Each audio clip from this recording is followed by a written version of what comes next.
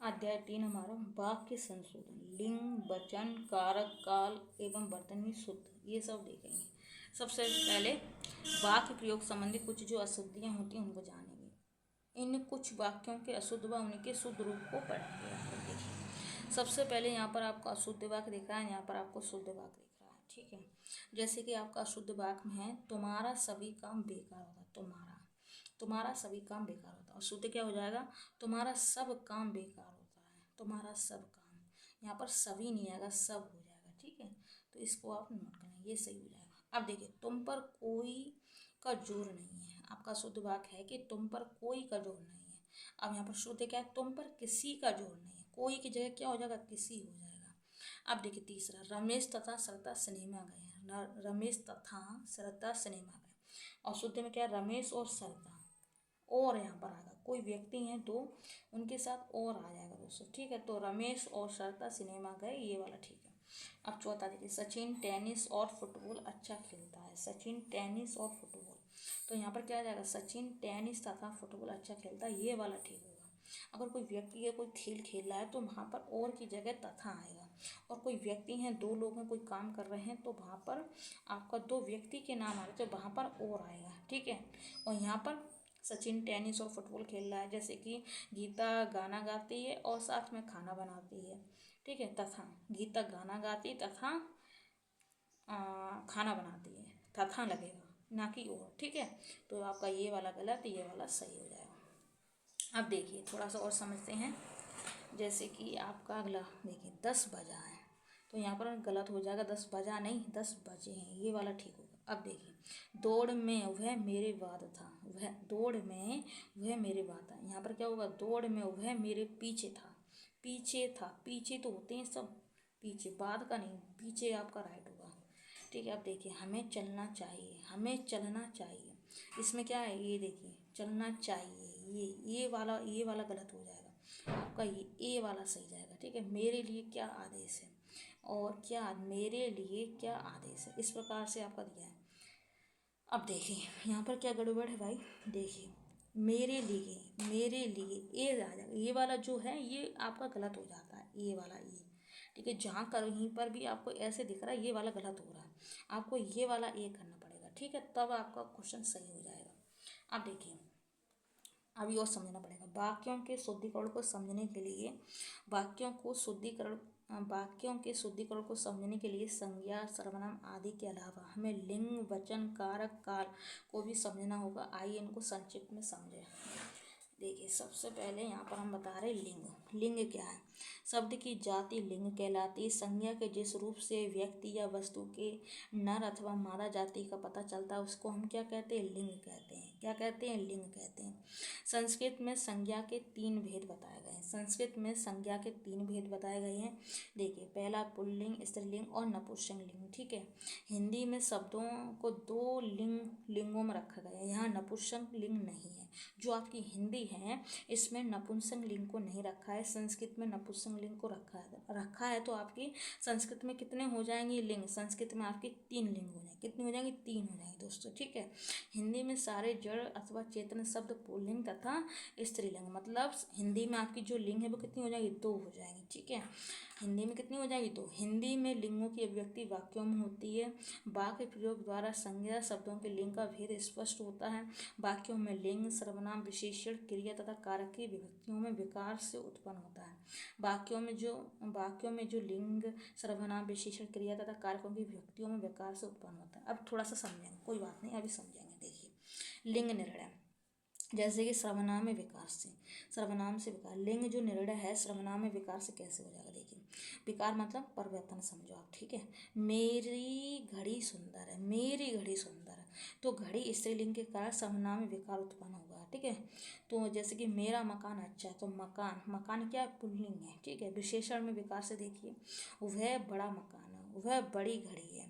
तो इस प्रकार से इसमें ये वाला जो फर्क पड़ रहा है वो देखिए। क्रिया में विकार से देखिए, रोटी जली है, जलना में विकार रोटी स्त्रीलिंग के कारण। बुढ़ापा आ गया, बुढ़ापा पुल्लिंग के अनुसार। विभक्ति में विकार से देखिए, गुलाब का लाल रंग सुंदर है, उसकी नाक कटी गई है, उसकी नाक कट गई है। इस प्रकार से गुलाब का लाल रंग सुंदर, इस प्रकार से आप समझें। अब जैसे कि वचन है, अगर क्लास समझ में नहीं आ रही तो आप फिर से बैक करके देख लेना, लेकिन पहले ये पूरा वीडियो देखिए, बस आपको समझना होगा। पहले आप जब पूरा देखेंगे तभी आपको समझ में आएगा, ठीक है। अब देखिए वचन, संज्ञा सर्वनाम विशेषण तथा क्रिया के जिस रूप में संज्ञा का वो संख्या का, कहाँ पर संख्या, जैसे कि संज्ञा सर्वनाम विशेषण तथा क्रिया के जिस रूप में संख्या का बोध होता है उसे वचन कहते हैं, ठीक है। अब ये देखते हैं, अभी रुको। वचन संख्या बोधक विकारी शब्द होते हैं। वचन के दो भेद हैं, एक वचन बहुवचन, ठीक है। एक वचन, देखिए एक वचन क्या है, शब्द के जिस रूप से एक व्यक्ति या वस्तु का बोध हो उसे एक वचन कहते हैं, जैसे लड़का, पुस्तक, कलम, घड़ी, ये सब एक वचन है। बहुवचन क्या है, देखिए शब्द के जिस रूप से दो या दो से अधिक व्यक्ति या वस्तु का बोध होता है उसे बहुवचन कहते हैं, जैसे कि लड़के, पुस्तकें, कलमें, घड़ियाँ आदि आदि ये सब। अब ये क्या बता रहे भाई, देखिए सबसे पहले मैंने आपको लड़का बताया, लड़का है तो एक वचन, लड़के हैं तो दो वचन, ठीक है। पुस्तक मैंने एक वचन बताया, पुस्तकें बताई तो दो वचन, मतलब के पीछे के, ठीक है। ऐसे समझो, कोई भी वस्तु है सिंगल है तो वो आपका एक वचन, और उसके पीछे जैसे ही मात्रा लगाई, जैसे कोई भी चीज़ है, जैसे कलम है, कलम के पीछे मैंने हमको इसको बहुवचन बनाना तो हमने किया ले, कलम में हो गया, इस प्रकार से। अब देखिए अकारांत पुल्लिंग शब्दों में आ को ए बनाकर बहुवचन बनाया जाता है, जैसे कि लड़का, तो देखिए लड़का का लड़के, घोड़ा का घोड़े, गधा का गधे इत्यादि। इकारांत इकारांत उकारांत उकारांत पुल्लिंग शब्दों में बहुवचन में रूप परिवर्तन नहीं होता तथा उनके वचन की पहचान क्रिया के प्रयोग द्वारा की जाती, जैसे कि साधु जाता है, एक वचन है, साधु जाता, साधु, अब जैसे कि साधु है, साधु है, ठीक है, ये एक वचन है, लेकिन यहाँ पर भी साधु भाई, तो इसके हम क्या करेंगे, हम क्रिया के प्रयोग द्वारा हम इसको बहुवचन कर देंगे, जैसे कि साधु जाते हैं तो ये आपका बहुवचन हो जाएगा। डाकू जाता है, ठीक है, और डाकू जाते हैं तो तब ये जाकर बहुवचन बना, ठीक है। अकारांत स्त्रीलिंग शब्दों के अंत में ए या ये लगाकर बहुवचन के रूप में प्रयोग किया जाता है, जैसे कि कच्चा, ठीक है। अब ये जो अकारांत शब्द है, ठीक है, कच्चा का कच्चा है, लता का लता इत्यादि, ठीक है। सब में एक मात्रा वाली नहीं, कुछ में इस प्रकार से भी हो जाएगा, ठीक है।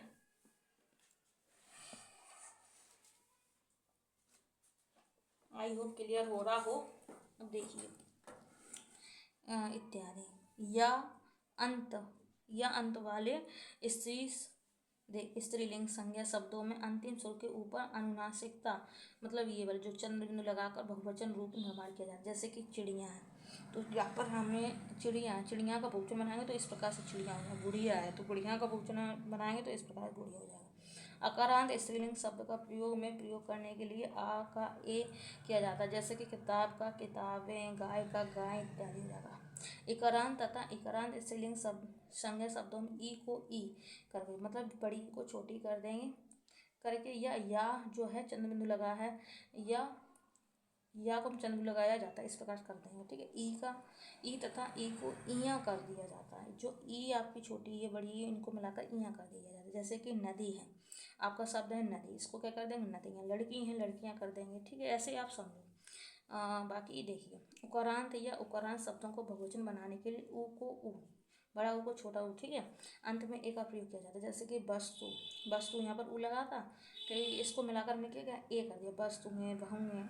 ये जो शब्द है ना, आप कुछ मत पढ़ो, कुछ मत समझो, बस कुछ मत समझो, ये जो हम शब्द आपको लास्ट में दिखा रहे हैं कि जैसे कोई आपका शब्द है वस्तु, आपको इनका बहुवचन बनाना, वस्तु में बहुएं का बहुएं, ऐसे बस आपको ये दो चार शब्द लिख लेना, बस इतना ही छोटा सा नोट्स बनाना है बस।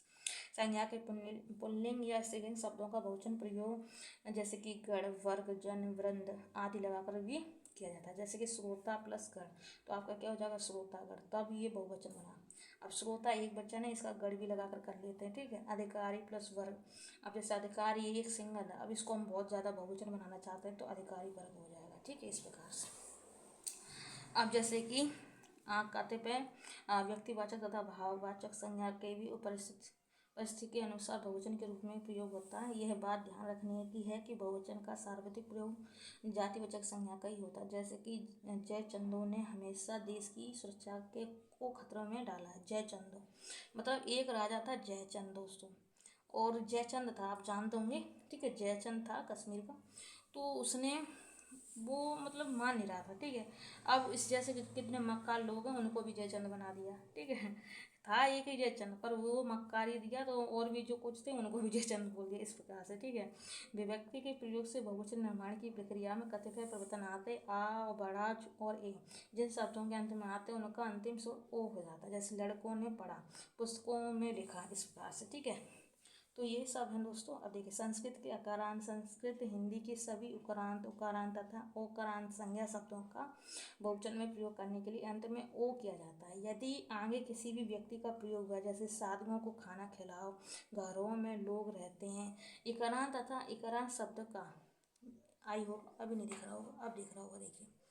देखिए इकारांत तथा इकारांत शब्दों का बहुवचन के रूप में प्रयोग करने के लिए यदि उसके बाद विभक्ति चिन्ह प्रयुक्त हों तो यूँ लगा दिया जाए। जैसे मुनियों का आश्रम जंगल में था, नदियों का जल स्वच्छ है, गाड़ियों में ईंधन डालो।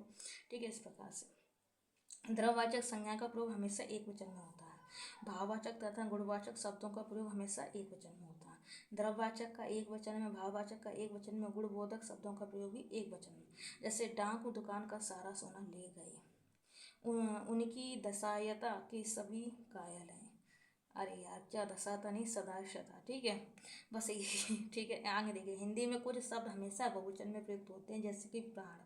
अब कोई प्राण तो करेगा नहीं दोस्तों। ठीक है, तो जो ये इतना पॉइंट बता रहे हैं ना, ये इसको आप लिख लो। हिंदी में कुछ शब्द हमेशा बहुवचन में प्रयुक्त होते हैं, जैसे कि प्राण, दर्शन, आंसू, समाचार, हस्ताक्षर, ये सब आपके हिंदी में बहुवचन में प्रयुक्त होते हैं। इन बात को आप नोट कर लें। ये जो हम बता रहे हैं इतना पॉइंट आपको नोट करना है। ठीक है।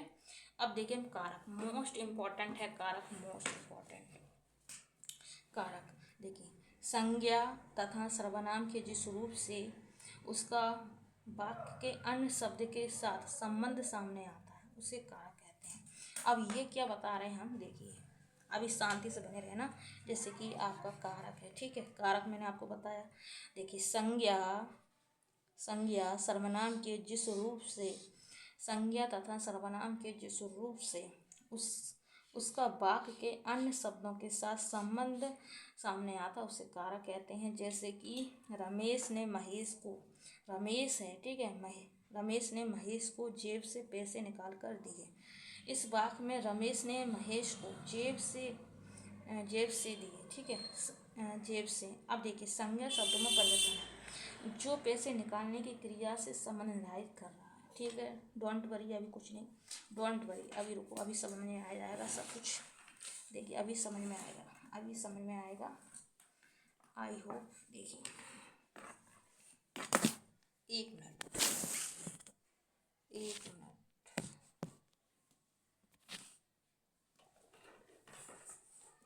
देखिए इन संबंधों को संज्ञा के कारक के रूप में कहते हैं। जैसे कि जेब से दिए, पैसे दिए, से लग रहा है, तो ये सब कारक। अब ये क्या है, देखो अभी समझाते हैं। इन शब्दों को संज्ञा के कारक रूप कहते हैं। कारकीय रूप निर्धारण के लिए संज्ञा सर्वनाम के बाद जो चिन्ह आता है उसे विभक्ति अथवा परसंग कहते हैं। अब जो आपका विभक्ति है इसको आप नोट करें, विभक्ति डैश परसंग, मतलब दोनों ही एक ही चीज़ है। ठीक है, विभक्ति से बने शब्द रूप को विभक्त्यंत या पद कहते हैं। हिंदी में कारक के 8 भेद हैं। मोस्ट इम्पोर्टेंट, धैर्य से सुनिए। हिंदी में कारक के 8 भेद होते हैं। हिंदी में कारक के कितने भेद होते हैं? 8 होते हैं। कर्ता, कर्म, देखिए कर्ता, कर्म, करण, संप्रदान, अपादान, संबंध, अधिकरण और संबोधन। ठीक है, अब देखिए सबसे पहले कर्ता। अब ये सब हम काफ़ी बार मैंने समझे, तो ये इंसान भूल जाता है, लोग स्टूडेंट भूल जाते हैं। जैसे कि आपका सबसे पहले कर्ता, कर्म, करण, संप्रदान, अपादान, संबंध और अधिकरण और संबोधन। ठीक है, संबोधन। अब जैसे कि अब ये चार देखिए, 1 2 3 4 5 6 7 8 है, इनको सीक्वेंस में कैसे याद करें। देखिए कर्ता एक आदमी, मान लो एक लड़का है कर्ता, और वो कर्म कर रहा है। ठीक है, और उसमें गड़बड़ हो जाती, करण हो जाता, कड़वा हो जाता, करण। ठीक है, और फिर जब वो क्या करता है, समाधान होता है, संप्रदान। ठीक है, फिर कुछ उसमें क्या हो जाता है, अपादान, उसमें थोड़ा सा रह जाता है, अपादान मतलब अल्प रह जाता है अपादान। ठीक है, फिर संबंध होता है, उसका संबंध है उससे, उसका संबंध तो हो ही जाएगा, इतना सब काम कर रहा है। ठीक है, फिर अधिकरण, फिर उसका मतलब संबंध करने के बाद उस अधिकार मतलब अधिकार कर लेता है, फिर वो संबोधन करता है, लास्ट में संबोधन करता है, ऐसे समझिए। ठीक है, तो अब देखिए कर्ता ने, अब मैं पूरा नहीं बता रही, यहाँ पर देख रहे, देखिए सबसे पहले आपको ये रटना पड़ेगा। अगर मेरी इस प्रकार से जो मैंने अभी बताया वो नहीं समझ में आ रहा तो छोड़ो उसको। जैसे कि आप एक तरफ लिखो कारक, एक तरफ लिखो विभक्ति, ये कोष्टक में लिखो प्रसंग। ठीक है, अब जैसे कि कर्ता ने कर्म को करण से संप्रदान को कोमा के लिए, संप्रदान चौथा नंबर पर लिखिए, चौथा नंबर पर क्या आ जाएगा आपका, संप्रदान आ जाएगा, और इसकी विभक्ति क्या हो जाएगी, संप्रदान को कोमा के लिए। अब आपका देखिए 5वें नंबर पर आ जाएगा अपादान, अपादान से। ठीक है, 6वां नंबर पर आ जाएगा संबंध, संबंध किसका होता है, का कोमा की, का के की संबंध। ठीक है, अब ऐसे किसी के साथ किसी बहन का भाई को तो वो का की के करते ही रहते हैं ना, तो ऐसे आपको रखो संबंध का के की। ठीक है, अब 7वां नंबर पर है अधिकरण। अब किसी पर अधिकार मतलब अधिकार होता है मेरा अधिकार है, उस पर अधिकार, उस पर मेरा अधिकार, ऐसे बोलते हैं ना हम लोग। तो अधिकरण में कोमा पर, अधिकरण क्या हो जाएगा, में कोमा पर, और संबोधन। अब 8वें नंबर पर आ जाएगा आपका संबोधन। तो हम किसी से संबोधन का हे अरे ओ ऐसे करके बुलाते, हे अरे, हे सुनो, हे बोलते बोलो, अरे यार ऐसे बोलते संबोधन। लास्ट में तो आपको याद हो जाएगा, ये 3-4 ये आप भूल जा रहे हैं, तो हमने आपको बताया, ऐसे ही आपको फिर से रिपीट कर लेना है। ठीक है, ये सब आपका हो जाएगा। एक बार फिर से देखते हैं। देखिए कर्ता ने कर्म को करण से संप्रदान के कोमा के लिए, अपादान से संबंध का की के का के की हो जाएगी यहाँ पर। ठीक है, अधिकरण में पर संबोधन है अरे इस प्रकार से। ठीक है, वो ठीक है इस प्रकार। अब देखिए हिंदी में विभक्ति की दो प्रवृत्तियाँ हैं। हिंदी में विभक्ति की दो प्रवृत्तियाँ मिलती हैं। पहला विश्लिष्ट और सेकंड है संश्लिष्ट। संज्ञा के साथ आने वाली विभक्तियाँ शब्द से पृथक लाई जाती हैं, जैसे कि राम ने, वृक्ष पर इत्यादि। जबकि सर्वनाम के साथ आने वाली विभक्तियाँ शब्द संयुक्त रहती, जैसे उसने, तुमको इत्यादि। अब ये क्या है, अभी समझ में आएगा।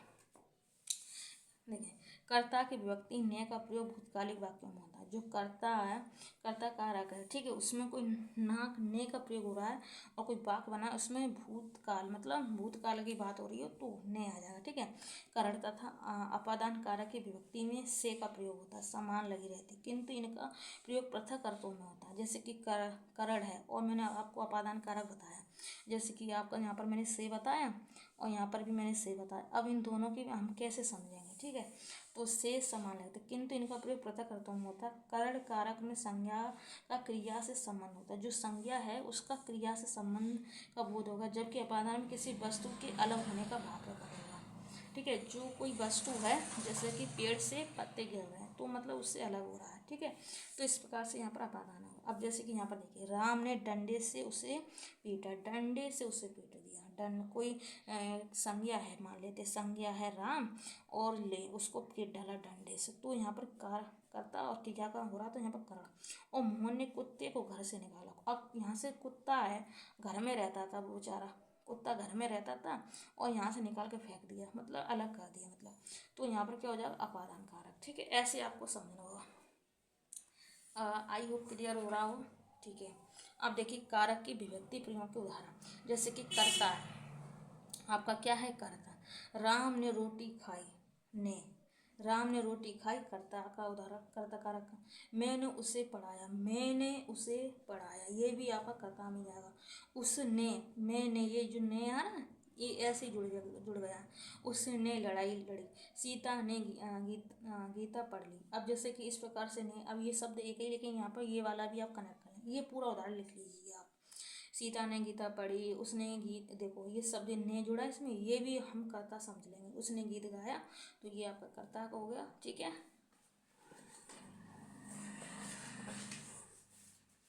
ठीक है, अब देखिए यहाँ पर कर्म कारक, पिता ने पुत्र को डांटा, को आ रहा। ठीक है, को, पिता ने पुत्र को डांटा, कर्म कारक हो रहा है यहाँ पर। राम ने श्याम को मारा, ये भी कर्म। माता ने बच्चे को सुलाया, ये भी कर्म। ठीक है, अब कर्ण देखिए, वह चाकू से मारता हो, किससे मार रहा है, चाकू से, कोई करता है, वह चाकू से मारता है।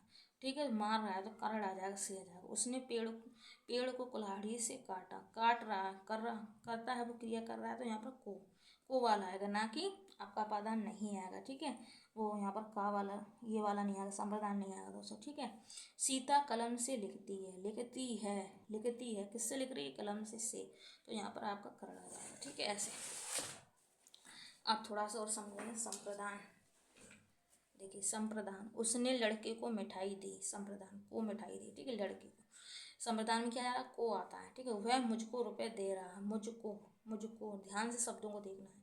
श्याम ने मोहन को साइकिल दी। ठीक है, तो यहाँ पर आपका संप्रदान। अपादान देखिए, हिमालय से गंगा निकलती है, मतलब हिमालय है, हिमालय से गंगा निकल रही है, मतलब ये हिमालय था, यहाँ से निकल पड़ी, यहाँ से। ठीक है, दूर हो गई मतलब, तो हिमालय से गंगा निकलती है। अपादान, वह छत से कूद गया, मतलब छत थी भाई, वो यहाँ से छलांग मार गया, नीचे टपक गया, मतलब ऊपर से नीचे, मतलब अगला क्या बोलते हैं, अलगाव हो गया। ठीक है, अलगाव हो गया, तो वहाँ पर अपादान आता है। ठीक है, वह छत से कूद गया, शोर सुन वह घर से बाहर आ गया, मतलब घर से फिर बाहर निकल, घर था उससे बाहर निकल पड़ा, तो वो घर से दूर हो गया, मतलब अलगाव हो गया ना। तो यहाँ पर भी आपका अपादान। वह नदी से पानी ला रहा था, वह नदी से पानी ला रहा था, ये भी आपका अपादान हो जाएगा। वह बाजार से सब्जी ला रही थी, ये भी आपका अपादान में चला जाएगा दोस्तों।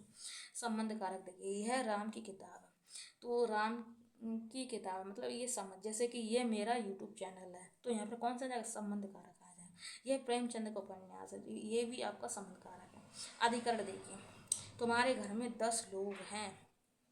ठीक है, अधिकरण में क्या आ जाएगा, मैं और पर पे आ जाएगा। ठीक है, जैसे तुम्हारे घर में 10 लोग हैं, तो आपका अधिकरण, तो दुकान पर कोई नहीं था, दुकान पर कोई नहीं था, इसमें भी आपका अधिकरण आ जाएगा। ठीक है, अब एक तो रह गया, कौन सा रह गया, बताइए, संबोधन का रह गया। ठीक है, अब जैसे कि ओ सुनो तो जरा, तो यहाँ पर कौन सा आ जाएगा, यहाँ पर आपका एग्जाम्पल नहीं दिया, लेकिन हम फिर भी बता रहे हैं। संबोधन वाला देखिए, संबोधन वाला देखिए एग्जाम्पल, संबोधन ये मैंने आपको बताया, ये यहाँ पर आपका एग्जाम्पल। ठीक है, अब देखिए, जैसे कि ओ सुनो तो जरा, सुनो जरा, तो ये सुनो जरा, ये इस प्रकार से आपका संबोधन हो जाएगा। हे राम, ये क्या हो गया, हे आ रहा ना, अरे सुनो, तो ये सब आपका संबोधन इस प्रकार से। ठीक है, चलो अब देखिए काल, देखेंगे काल। क्रिया को वह रूप परिवर्तन जिसके द्वारा कार्य व्यापार के समय तथा कार्य की पूर्णता या अपूर्णता का बोध, उसे काल कहते हैं। क्या कहते हैं, काल कहते हैं। काल के 3 भेद है, वर्तमान, भूतकाल और भविष्यकाल। ठीक है, वर्तमान काल देखिए, वर्तमान काल में क्रिया के कार्य व्यापार निरंतरता का पता चलता है, जैसे वह खाता है, इस वाक्य से खाने की क्रिया का कार्य व्यापार चल रहा है। ये प्रमाणित होता है कि वर्तमान काल के 5 वेद हैं। वर्तमान काल के कितने वेद हैं, 5 वेद हैं, 5 उंगली 5 वेद। ठीक है, वर्तमान काल। ठीक है, वर्तमान में हम जी रहे हैं, तो हमारी 5 वर्तमान में उंगली हैं कि एक हाथ में कि नहीं, तो ऐसे ही आपको याद रखना। ठीक है, तो वर्तमान काल के 5 वेद हैं, सामान्य वर्तमान काल, तत्कालिक वर्तमान काल, पूर्ण वर्तमान काल, संदिग्ध वर्तमान काल और संभाव्य वर्तमान काल। इन 5 के नाम लिख लेना, समझ लेना। ठीक है, अब देखिए भूतकाल, जिस क्रिया के कार्य व्यापार की समाप्ति का बोध हो उसे भूतकाल कहते हैं, जैसे लड़का चला गया। ठीक है, भूतकाल के 6 वेद हैं, भूतकाल के कितने, 6 वेद हैं, भूतकाल के 6 वेद हैं। ठीक है, अब देखिए, सबसे पहले सामान्य भूतकाल, फिर आसन्न भूतकाल, पूर्ण भूतकाल, अपूर्ण भूतकाल, संदिग्ध भूतकाल, हेतु मध्य भूतकाल, ये आपके 6 प्रकार के होते हैं। भूतकाल कितने प्रकार के, 6 प्रकार के। अब देखिए भविष्य काल द्वारा भविष्य में होने वाली क्रिया का पता चलता है, जैसे वह कल जाएगा। भविष्य काल के 3 वेद है, भविष्य के कितने, 3 वेद है। देखिए, सामान्य भविष्य काल, संभाव्य भविष्य काल और हेतु मध्य भविष्य काल, ये आपका। तो मैंने वर्तमान आपको 5 बताए। ठीक है, आपको मैंने भूतकाल 6 प्रकार के बताए, भविष्य काल आपको मैंने 3 प्रकार के बताया। ठीक है,